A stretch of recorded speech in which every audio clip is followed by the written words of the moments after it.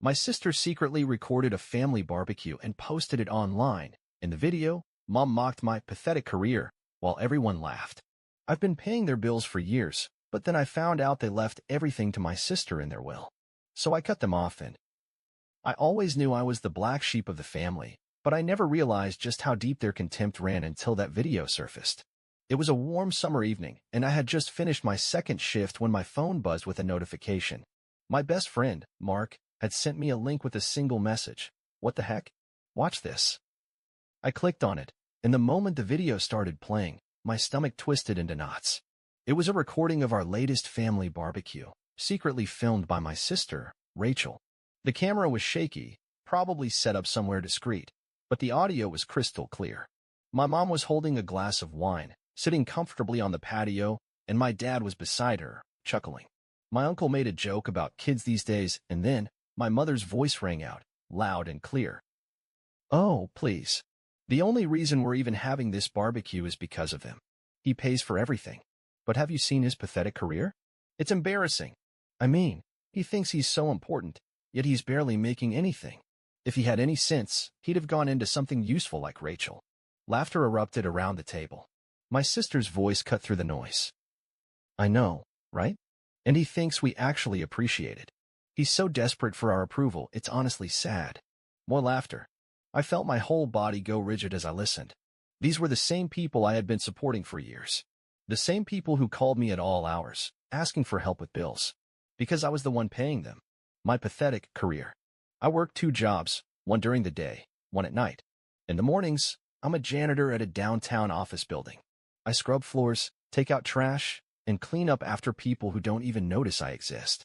Then, in the evenings, I deliver food for an app, driving until my back aches and my fingers cramp around the wheel. It's exhausting. It's not glamorous. But it pays the bills. Or at least, it should. The problem is, a huge chunk of my income goes to my parents. Electricity bill? Paid by me. Water? Gas? Internet? Me. Property taxes that my parents forgot to save for? That too. Car insurance for my dad's truck that he barely drives? Somehow, also me. And it wasn't always like this. The beginning of the payments. I still remember the first time my mom asked me for help. I was 22, just starting out, working full-time as a janitor. She called me in the middle of my shift, her voice sweet, almost embarrassed. "Honey, I hate to ask, but things are really tight this month. Could you cover the electric bill? Just this once." I said yes. Of course, I did. It was just one bill. But then came another. "The water bill is higher than usual, sweetheart. Could you help?" Then another. "Your father's truck insurance is due, and you know how he needs his truck. Could you handle it?" Soon, it wasn't requests, it was expectations. And my parents? They stopped paying anything themselves. They had money. My dad had a pension, my mom had savings. But they didn't want to waste their money on bills when they could use mine. Why should we struggle when you're young and working? My mom had once said, waving a hand dismissively, "You don't have kids, you don't have a mortgage. It's just easier this way." So I let them. For years I let them. And now, here they were, laughing about it behind my back. I scrolled through the comments under the video. It had been up for hours, shared by dozens of Rachel's friends. Some people were laughing along with them. Others seemed horrified. One comment stood out. "If this were my family, I'd cut them off immediately." I swallowed hard. Maybe it was time I finally did. My phone slipped from my hand onto the cheap, peeling kitchen counter. My whole body felt hot. My jaw clenched so tight I thought my teeth might crack. They were mocking me. I worked 18-hour shifts scrubbing other people's filth, running deliveries until my legs burned just so those leeches could sit on their asses and sip wine. And they laughed? Like I was some pathetic joke? A buzzing rage filled my chest, crawling up my throat. My stomach twisted as I imagined them, sitting on my parents' patio, bellies full from the barbecue I paid for, drinking beer I bought, using the electricity I kept running. And yet, to them, I was just a desperate loser, good enough to foot the bills but worthless otherwise. I grabbed my phone again, my hand shaking as I scrolled to Rachel's number. That manipulative opportunist. I hit call. She picked up on the second ring, her voice dripping with fake concern. "Hey, big bro. What's up?" I couldn't even speak at first. I was afraid if I opened my mouth, I'd explode. "You posted a ridiculous video of our family barbecue," I said, my voice tight. Rachel giggled. Giggled? Oh my God. You saw it? People love it. The comments are hilarious. I gripped the counter, my knuckles white. I swallowed hard, trying to stop myself from putting my fist through the wall. You think it's funny? You think it's funny that Mom calls my job pathetic? Bet you all laugh while I kill myself paying for everything? Rachel sighed, as if I was being dramatic. Relax, dude. It's just jokes. You know how Mom is after a few glasses of wine. And honestly, you need to lighten up. People make fun of you because you're so uptight about money all the time. I let out a sharp, humorless laugh. Uptight about money? You mean the money that keeps your internet running? The money that keeps Mom and Dad's house from falling into foreclosure? That money. She groaned. Ugh, here we go. Look, it's not my fault you decided to be a charity case. No one made you pay for anything. You just kept saying yes. That's on you. My fingers curled into a fist so tight my nails dug into my palm. I see, I said coldly. So I was wrong for helping? Is that it? I'm a fool for keeping this family afloat while you sit around pretending to be some wannabe influencer. Oh my God, you're so bitter, she whined. This is why nobody likes hanging out with you. You just sulk and complain. Something inside me snapped. All right, Rachel, I said, my voice eerily calm. You want me to stop sulking? Fine. I'm done. Done with what? She scoffed. With all of it, I said. No more payments. No more covering for Mom and Dad's emergencies. No more handing you cash when you max out your credit cards on useless stuff. She was silent for a moment. Then she laughed. Oh, please, she said. You say that now, but we all know you're too much of a pushover to actually cut us off. Something about the sheer arrogance in her voice sent me over the edge. You'll see, I said simply, then hung up. And just like that, the ATM was closed. I didn't just stop sending money. I made it official. First, I cut off the auto payments. No more easy withdrawals for utilities, property taxes, phone bills, none of it. Then, I blocked every single one of them. Mom, Dad, Rachel. All of them. I didn't pick up when Mom's number flashed on my screen 20 times in a row. I didn't check the voicemail she left, though I could imagine them perfectly. Fake concern first, then guilt-tripping, and finally full-blown rage. I didn't answer Rachel's texts, which probably started with her usual smugness before shifting to panic. And when my dad, who never ever called unless he needed money, texted call me. Now, I simply deleted the message. Then, the real chaos began. 3 days later, I came home from my shift to pounding on my door. I swung it open to find my mother standing there, red-faced, eyes blazing with fury. Are you out of your mind? She screeched. I leaned against the doorframe, arms crossed. Something wrong, Mom? Heck right, something's wrong, she spat. The electricity got shut off today because someone decided to be an ungrateful little brat. I smirked. Oh, I thought I was just a pathetic loser throwing money away. Didn't seem to bother you when the lights were still on. Her face twisted in fury. You're being petty. This is your family. You think this is funny? You're letting us suffer just because you're mad over a joke. I shook my head, almost impressed by her audacity. I'm letting you suffer? I repeated. Mom, I have been keeping this family's head above water for years. The only reason you even have a house to sit in the dark in is because of me. And yet, you laughed at me. Called me pathetic. Let Rachel post that video for everyone to see. She waved a hand dismissively. Oh, for God's sake, stop being so sensitive. It was just... No, I cut her off. It was just you all showing me who you really are. And I finally listened. She glared at me, breathing heavily, furious that I wasn't bending like I always did. Then, her eyes narrowed. You think you're punishing us? You're only hurting yourself. One day, when we're gone, you're going to regret this. And don't come crawling back when you realize you made a mistake. I laughed. You're right, Mom. One day, you'll be gone. And you know what?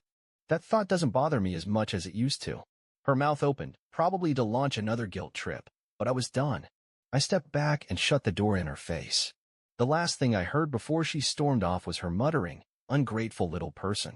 I locked the door, exhaled slowly, and for the first time in years, I felt something new. Relief. I was free. 3 days passed, and I ignored every call, every text, every desperate voicemail. The first messages were angry, full of accusations. Then came the guilt trips. By the second day, Mom switched to pleading. Sweetheart, we need to talk. Please, just call me. But by the third day, her tone had changed. Fine. If you want to act like this, then don't bother coming by on Sunday. You've made your choice. That was supposed to hurt me. It didn't. I had already made up my mind. I wasn't their bank anymore. Sunday came, and I spent my afternoon doing something I hadn't done in years. Absolutely nothing. No rushing to cover a bill. No working overtime just to keep the house I didn't even live in running. For once, I just existed for myself. Then, around 6 p.m., my phone buzzed with a message from my cousin, Vanessa. Are you seriously not coming to dinner? You might want to rethink that. I frowned. Why? I texted back. She sent a screenshot. It was a photo from Rachel's Instagram story. There they all were, Mom, Dad, Rachel, my aunts, uncles, cousins, sitting around the dinner table. My dinner table. The one I bought for them last Christmas because the old one was falling apart. Rachel had captioned the picture. Family means everything. Well, almost everyone. And then, underneath in the comments, someone had written, "Wait, where's Jake?" Rachel had responded, "Oh, he finally decided to grow up and stop whining about money. Guess he doesn't care about family anymore." Something inside me snapped. I grabbed my keys and walked out the door. The Last Supper. I didn't knock when I got to my parents' house. I just walked in. The laughter at the dinner table died the moment they saw me standing in the doorway. Rachel's eyes widened, but then she smirked. "Oh, look who decided to show up. Changed your mind already." I ignored her and looked straight at my mother. "I just have one question," I said, my voice eerily calm. "What?" She blinked. "Why what, honey? Why did you stop paying your own bills? Why did you make me responsible for everything? Was it just easier? Or did you really think I was too stupid to realize what was happening?" She sighed dramatically. "Oh, for heaven's sake. Is that what this is about? You're throwing a tantrum over money? I told you, we just needed a little help." "A little help?" I cut her off, stepping forward. "I have worked myself into the ground for you. 2 jobs, no vacations, barely enough to keep my own lights on, because I was too busy keeping this house running." I gestured around. "Meanwhile, you sit here, drinking, laughing, mocking me." I turned to Rachel. "And you? You had the nerve to post that video, to make a joke out of me." Rachel rolled her eyes. "Oh my God, you're so dramatic. It's not that deep." "Not that deep." I barked a bitter laugh. "Then why did you delete it?" Her smirk faltered. "Yeah, that's right," I said. "I saw it before you took it down." "What? Didn't get the reaction you wanted? People in the comments actually called you out." She shifted uncomfortably, but didn't respond. I turned back to my mother. "You told me I was family, that we help each other. But that was a lie, wasn't it?" I let out a breath. "Family isn't about helping. It's about control. You didn't want help. You wanted me to be dependent, to work myself sick while you sat back and watched." "That is not true," my mother snapped, standing up. "Isn't it?" I said, pulling a folded piece of paper from my jacket. I tossed it onto the table. My dad picked it up, frowning. "What's this?" he muttered. Rachel leaned over to read it, and her face went pale. I already knew what it said. It was a copy of their will. They had left everything to Rachel. Not just the house. Everything. Their savings, their car, even their retirement accounts. I wasn't even mentioned. The silence was suffocating. Finally, my mother spoke, her voice quiet. "Where did you get this?" "Doesn't matter," I said. "What matters is that I know." Dad had the decency to look guilty. Mom, on the other hand, didn't even blink. "Oh, stop acting so shocked," she scoffed. "You weren't exactly going to do anything with it. You barely have a real career. Rachel knows how to handle money." I laughed, shaking my head. "Handle money? She blows through cash like it's Monopoly money. Meanwhile, I'm the one who kept this house from falling apart. And you still left me with nothing." I turned to my sister. "Was this your idea?" I asked. Rachel crossed her arms. "Why do you care? It's not like you ever planned to be part of this family. You just work, work, work. It's pathetic. You have no life. No girlfriend, no social life. Just a sad little apartment and 2 dead-end jobs." I exhaled slowly, gripping the back of a chair to keep myself steady. "And yet, without me, you'd all be drowning in debt." I looked around the table. "But you're right. I don't have a life. Because I wasted it on you." My mother shook her head, exasperated. "All right, that's enough. You're upset. We get it, but you'll get over it. Now sit down and eat before you say something you'll regret." I stared at her. Then I turned and picked up the plate in front of me. And I threw it. It shattered against the wall, food splattering everywhere. Gasps rang out. Rachel jumped up. My dad slammed his hands on the table. My mother looked furious. "What is wrong with you?" she screeched. I smiled. Nothing, I said. For the first time in my life, nothing at all. Then I turned and walked out the door. I didn't look back. I drove home in complete silence, gripping the steering wheel so hard my knuckles turned white. My ears still rang from the shouting, my pulse pounding from the rage that still burned in my chest. But underneath all of it, beneath the betrayal, the exhaustion, the years of being treated like nothing more than a walking wallet, there was something else. Relief. For the first time in years, I felt like I could breathe. No more late-night calls demanding money. No more sacrificing my own needs just to keep their house running. No more being a fool for people who never gave about me. I was free. But my family? They were about to lose their minds. I knew it was coming. The moment I walked out of that house, they'd be scrambling. I had dared to break the cycle. They weren't going to let that go easily. Sure enough, the first call came before I even pulled into my driveway. Mom. I let it ring. Then Rachel. Decline. Then Dad. Blocked. I wasn't playing their game anymore. The next morning, I woke up to over 20 missed calls and even more unread messages. Rachel, you are seriously being dramatic. Rachel, fine, don't come crawling back when you realize you need us. Rachel, oh wait, you won't. Because you'll die broke and alone. Mom, I hope you're happy. Your father is devastated. I don't even recognize you anymore. Mom, how can you do this to your own family? Dad, we need to talk. Now. It was almost laughable. They weren't sorry. They weren't apologizing. They were just angry that they lost their free money. And when I didn't respond, that's when they got desperate. First, the guilt trips. We raised you, and this is how you repay us? Then, the gaslighting. You're overreacting. Families joke around. Stop making it into something it's not. Then, the threats. You better fix this before you regret it. I ignored all of it. By the end of the week, the messages slowed. But they weren't done yet. The real consequences. 2 weeks later, I got a call from my cousin, Vanessa, the only sane one in the family. Hey, you got a minute? She asked. Her voice was tense. What's going on? I said. She sighed. Your parents' electricity got shut off yesterday. I blinked. Excuse me. Yeah. And the internet. And their credit cards are maxed out. They're losing it. Rachel had a full-on meltdown at dinner last night. I leaned back in my chair, letting that sink in. I knew they were bad with money. I just didn't realize it was this bad. Let me guess, I said. They're blaming me? Of course they are, Vanessa muttered. Rachel's telling everyone that you're punishing them over a stupid joke. Your mom's been crying to everyone about how you abandoned them.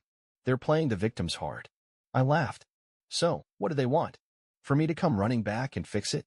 Well, yeah, Vanessa admitted. They were banking on you caving. They figured you'd get scared, feel guilty, and come back to make things right. But now that you're not, they don't know what to do. I exhaled slowly. Good. So what happens now? I asked. Vanessa hesitated. I think they're going to ask someone else for help. Maybe my parents. But they're not stupid. They know what Rachel and your mom are like. They're not just going to throw money at them. I shrugged. Then I guess they'll have to figure it out. There was a pause. Then Vanessa said something that caught me off guard. You did the right thing, you know. I swallowed. Doesn't feel like it. That's because you're a good person, she said. But they're not. And they don't deserve you. For the first time in a long time, I actually believed it. The final goodbye. It took a month for them to finally stop trying to break me.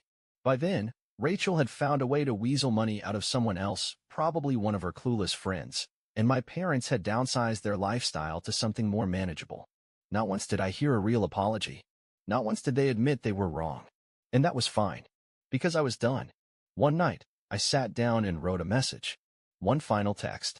Mom, Dad, Rachel, I spent years giving you everything I had, and all you did was take.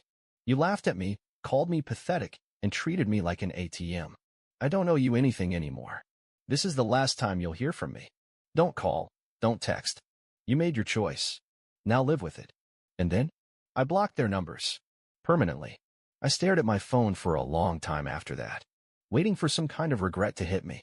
Some part of me to whisper, what if you're wrong? But there was nothing. Just peace. For the first time in years, I was finally, truly free.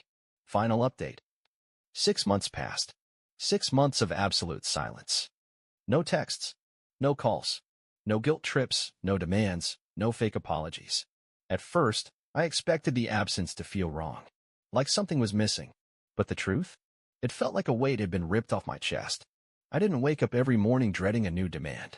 I didn't work myself to exhaustion for people who didn't care. I didn't feel used. I had spent years bleeding for my family, breaking myself in half just to keep them comfortable. And what did I get for it? Mockery. Disrespect. Nothing. So, I stopped. And without me, they crumbled. What happened to them? I found out through Vanessa. She and I still talk sometimes, and she was the only one willing to tell me the truth. Rachel? She burned through every cent she got from my parents. Apparently, her influencer career wasn't as lucrative as she pretended it was, and without my money covering her overspending, things spiraled fast. She actually tried asking Grandma for money, Vanessa told me once, laughing. Grandma laughed in her face and told her to get a real job. Mom and Dad? They were forced to downsize. No more expensive cable packages. No more fancy dinners. No more pretending they were middle class when they were living off credit and my generosity. And when the reality hit them, they tried to guilt-trip Vanessa's parents into helping, but her dad, my uncle, was smarter than that. Your mom actually had the audacity to tell my dad it was his duty to help her, Vanessa said, shaking her head. He told her she should have thought about that before she burned the only bridge she had. I didn't feel bad. Not even a little. They did this to themselves. What happened to me? I got my life back. I quit one of my jobs. I found a new apartment, a place that actually felt like mine. I started saving money for myself instead of throwing it into a bottomless pit. I even took a vacation for the first time in years. Nothing crazy, just a few days in a quiet town by the lake. But the best part? I stopped feeling like a fool. Because I finally understood the truth. Family isn't about blood. It's about respect. And the moment someone shows you that they don't respect you, you owe them nothing. They made their choice. And I made mine. I never looked back.